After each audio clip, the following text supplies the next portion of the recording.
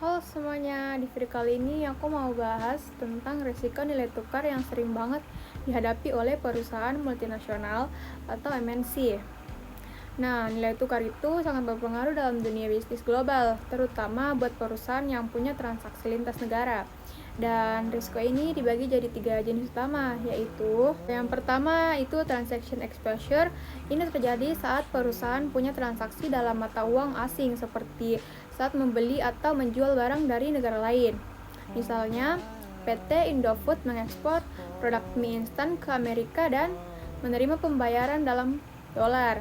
Kalau nilai tukar dolar turun terhadap rupiah sebelum pembayaran diterima, nilai rupiah yang mereka terima jadi lebih sedikit.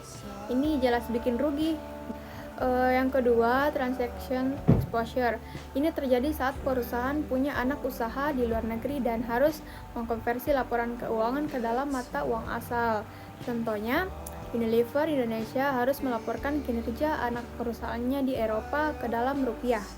Kalau euro melemah terhadap rupiah, laba yang dikonversi ke laporan keuangan jadi tampak lebih kecil, padahal operasionalnya tetap bagus.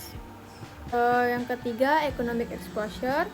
Ini dampaknya lebih jangka panjang. Perubahan nilai tukar bisa mempengaruhi daya saing perusahaan secara keseluruhan. Contohnya, Toyota Indonesia mengekspor mobil ke luar negeri. Kalau rupiah menguat tajam terhadap dolar, harga mobil Toyota jadi lebih mahal di pasar global dan bisa kalah bersaing sama merek lain dari negara yang mata uangnya lebih lemah.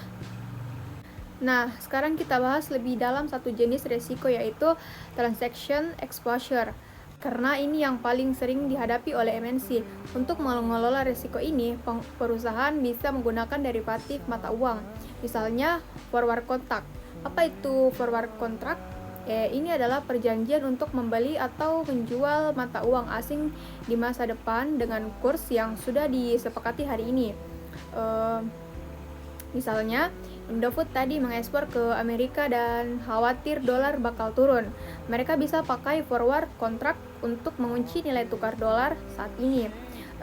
Jadi, walaupun dolar benar-benar turun nanti, mereka tetap dapat nilai tukar sesuai perjanjian. Aman deh dari risiko kerugian. Selain forward, ada juga derivatif lain, seperti futures mirip forward tapi diperdagangkan di bursa. Option memberi hak tapi bukan kewajiban.